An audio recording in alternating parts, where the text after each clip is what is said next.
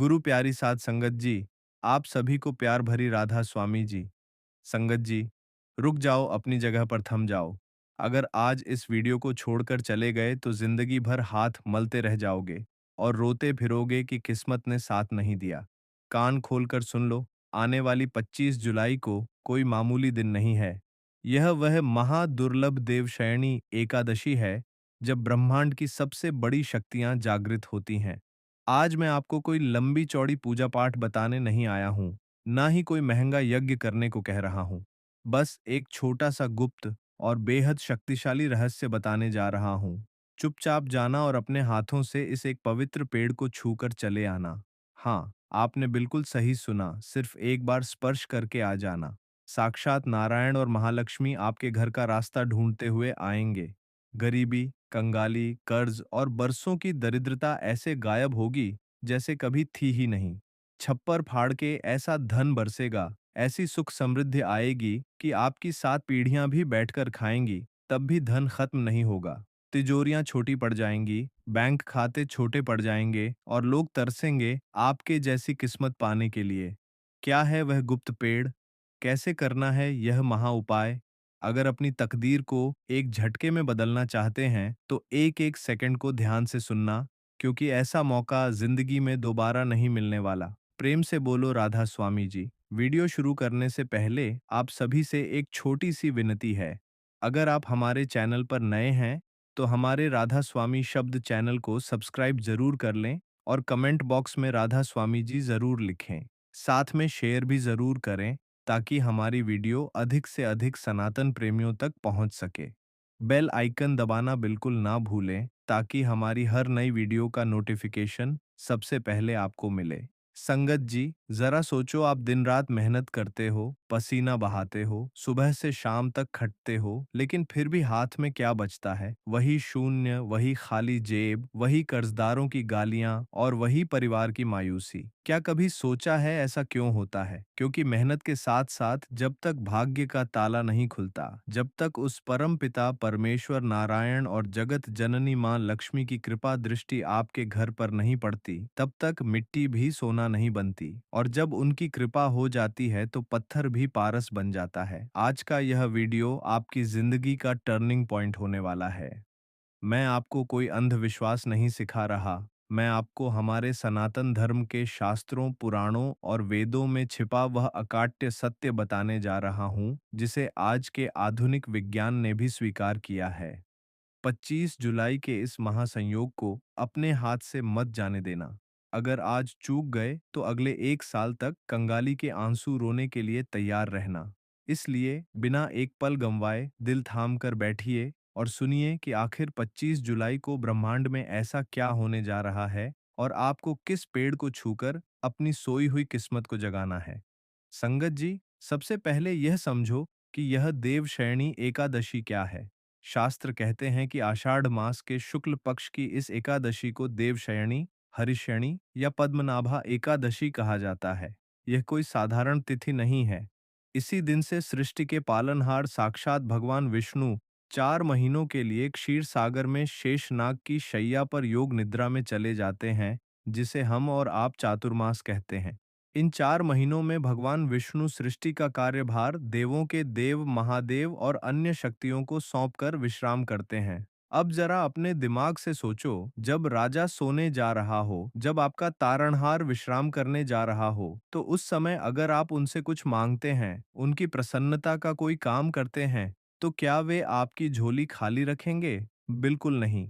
जाने से पहले राजा अपनी प्रजा को सब कुछ लुटाकर जाता है। शास्त्रों में लिखा है कि देवशयनी एकादशी के दिन जो मनुष्य भगवान विष्णु और मां लक्ष्मी की संयुक्त आराधना करता है, उसके जन्म जन्मांतर के पाप कट जाते हैं। गरीबी इंसान के कर्मों और प्रारब्ध के कारण आती है। जब तक आपके पिछले जन्मों के पाप नष्ट नहीं होंगे, तब तक आपके घर में लक्ष्मी का वास स्थायी नहीं हो सकता। आप चाहे जितनी नौकरी बदल लें, चाहे जितने व्यापार बदल लें, पैसा आएगा और बीमारी में, मुकदमों में या फिजूल खर्च में बह जाएगा।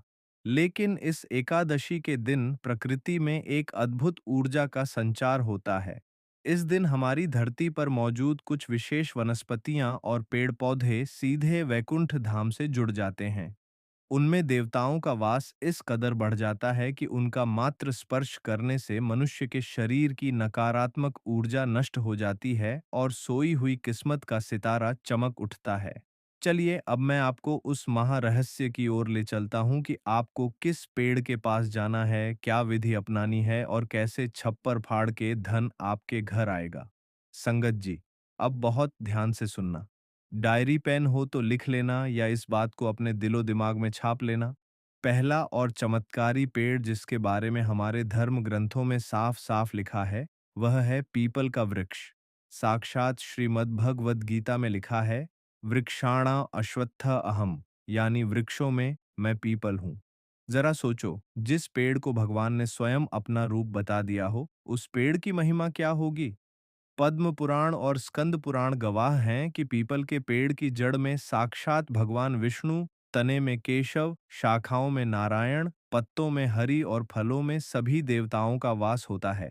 और सबसे बड़ी बात, पीपल के वृक्ष में साक्षात धन की देवी माँ लक्ष्मी का वास होता है। विशेषकर एकादशी के दिन, 25 जुलाई को देवशयनी एकादशी के दिन आपको क्या करना है? सुबह सूर्योदय से ठीक पहले या सूर्योदय के तुरंत बाद स्नान करके स्वच्छ वस्त्र धारण करें। यदि पीले रंग के वस्त्र पहन सकें तो अति उत्तम, क्योंकि पीला रंग भगवान विष्णु को अत्यंत प्रिय है। अब एक तांबे या पीतल के लोटे में शुद्ध जल भरें। उस जल में थोड़ा सा कच्चा दूध, एक चुटकी हल्दी, थोड़े से काले तिल और एक छोटा सा गुड़ का टुकड़ा डाल लें। अब नंगे पैर पूरी श्रद्धा और विश्वास के साथ अपने घर के पास किसी पुराने और विशाल पीपल के पेड़ के पास जाएं। वहां जाकर सबसे पहले उस जल को पीपल की जड़ में अर्पित करें। जल चढ़ाते समय अपने मन में निरंतर इस मंत्र का जाप करें, एयू नमो भगवते वासुदेवाय या श्रीमन नारायण नारायण हरि हरि। जल अर्पित करने के बाद पीपल के पेड़ के सामने एक शुद्ध घी का दीपक जलाएं। दीपक में रुई की बत्ती की जगह अगर आप कलावे या मौली की बत्ती का उपयोग करेंगे तो मां लक्ष्मी अत्यंत प्रसन्न होंगी। अब जो सबसे मुख्य कार्य आपको करना है, जिसके लिए मैंने यह वीडियो बनाई है, अपने दोनों हाथों को पीपल के तने पर रखें, अपनी आंखें बंद करें और महसूस करें कि साक्षात भगवान विष्णु और मां लक्ष्मी की दिव्य ऊर्जा आपके हाथों के रास्ते आपके पूरे शरीर में प्रवेश कर रही है। अपने दिल की बात, अपनी गरीबी, अपना कर्ज, अपनी जो भी परेशानी है, वह रोकर गिड़गिड़ाकर उस पीपल रूपी नारायण से कह दीजिए। कहिए, हे प्रभु, हे अंतर्यामी, मैं बहुत परेशान हूँ, मेरा मार्गदर्शन करें, मेरी दरिद्रता को दूर करें। इसके बाद पीपल के वृक्ष की 7 बार परिक्रमा करें। परिक्रमा पूरी होने के बाद पेड़ की जड़ की थोड़ी सी मिट्टी अपने माथे पर तिलक के रूप में लगाएं। संगत जी, पूरी जिम्मेदारी के साथ कह रहा हूं, जो व्यक्ति इस एकादशी पर पीपल का यह स्पर्श कर लेगा, उसके घर की दरिद्रता उल्टे पांव भाग जाएगी और धन आने के ऐसे रास्ते खुलेंगे कि आपने सपने में भी नहीं सोचा होगा। संगत जी, अब बात करते हैं दूसरे उस परम पवित्र पौधे की जिसके बिना भगवान विष्णु का भोग भी अधूरा रहता है, वह है तुलसी मैया। शास्त्रों में तुलसी को केवल एक पौधा नहीं बल्कि साक्षात वृंदावन की स्वामिनी और भगवान विष्णु की प्रिया माना गया है।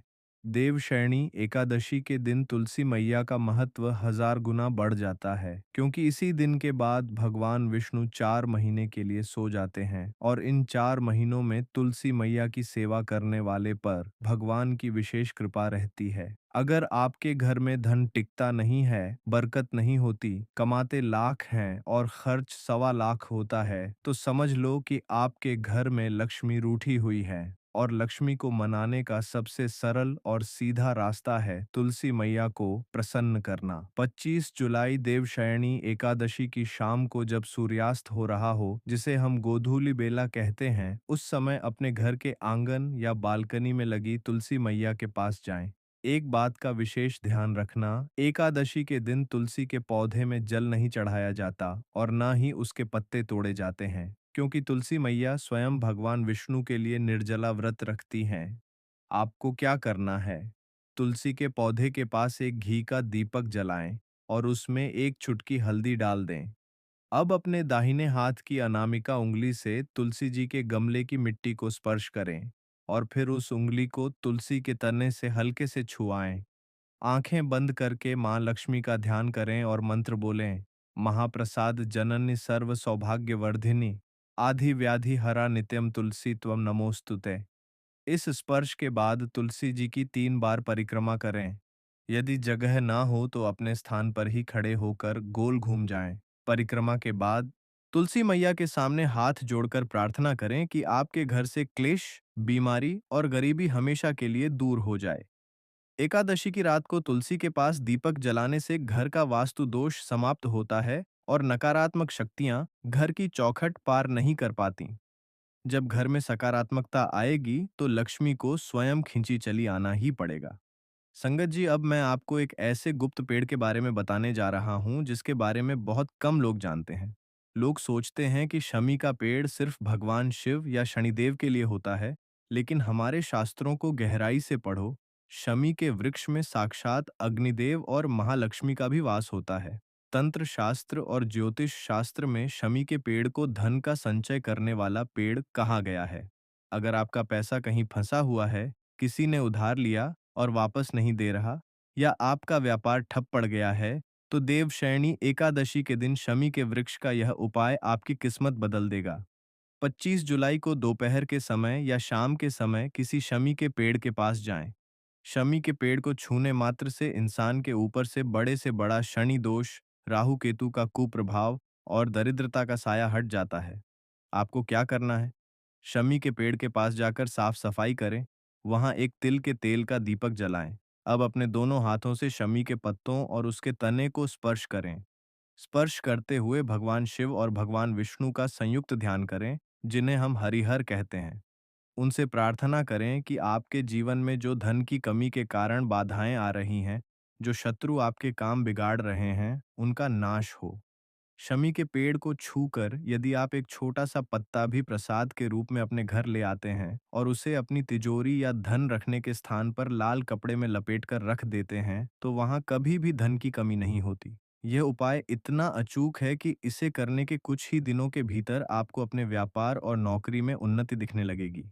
संगत जी, उपाय तो मैंने बता दिए, लेकिन अगर आपने नियम नहीं माने तो पूजा का फल नहीं मिलेगा। जैसे डॉक्टर दवा देता है तो परहेज भी बताता है ना, वैसे ही एकादशी के कुछ कड़े नियम हैं जिन्हें जानना आपके लिए बहुत जरूरी है। अगर इन नियमों में गलती की तो पुण्य मिलने की बजाय दोष लग जाएगा। इसलिए बहुत ध्यान से सुनो कि 25 जुलाई को आपको भूलकर भी क्या नहीं करना है। पहला नियम, एकादशी के दिन घर में भूलकर भी चावल नहीं बनने चाहिए और ना ही किसी को चावल खाने चाहिए। शास्त्रों में लिखा है कि एकादशी के दिन चावल खाना रेंगने वाले कीड़े खाने के समान पाप देता है। इस दिन घर के सभी सदस्यों को सात्विक भोजन करना चाहिए। दूसरा नियम, इस दिन घर में लहसुन, प्याज, मांस या मदिरा का प्रयोग बिल्कुल नहीं होना चाहिए। घर का माहौल एकदम शांत और भक्तिमय होना चाहिए। जिस घर में एकादशी के दिन लड़ाई झगड़ा होता है, गाली गलौज होती है, वहां से मां लक्ष्मी तुरंत चली जाती है, चाहे आप जितने उपाय कर लें।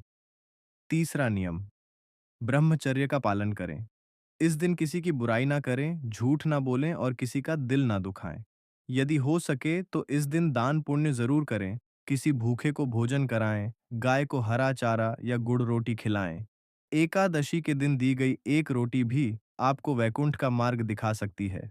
चौथा नियम, तुलसी दल या पत्ते भूलकर भी ना तोड़ें।